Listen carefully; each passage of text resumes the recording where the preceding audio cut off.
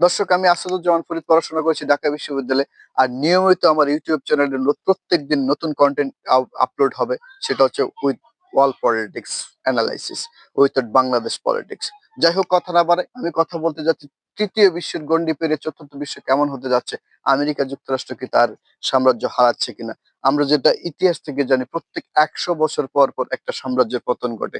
যেমন আমরা এখন যে যদি যদি তাকাই যুক্তরাজ্যের দিকে, যে তার অর্থনৈতিক ধস, অলরেডি কয়েকটা প্রধানমন্ত্রী অর্থনৈতিক কারণে উম, তার মেয়াদ পূর্ণ না করে নিজেকে রিজাইন করেছেন।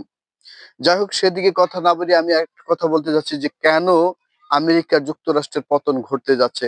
নতুন উত্থিত মানে শক্তি চলে আসতেছে চীনের দিকে। কেন? সেটা হচ্ছে তেল গ্যাসের রাজনীতি শেষ হয়ে এখন চতুর্থ বিশ্ব যাচ্ছে লিথিয়ামের দিকে। মানে ব্যাটারি, প্রত্যেকটা যন্ত্রপাতি যা মানুষ ব্যবহার করে থাকে সকল কিছু এখন ব্যাটারির মাধ্যমে নিয়ন্ত্রিত হবে। সো আমি চীন অলরেডি তার মানে ভ্রমণ শুরু করে দিয়েছে। এই যাত্রায় সে অলরেডি বেশ এগিয়ে আছে।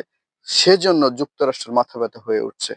আসলে ইতিহাস যেটা দেখা যায় যে প্রত্যেক ১০০ বছর পর পর সাম্রাজ্য পতন হয়, সেটাও কিন্তু যুক্তরাষ্ট্রের একটা মাথা ব্যথার বিষয় হয়ে দাঁড়িয়েছে।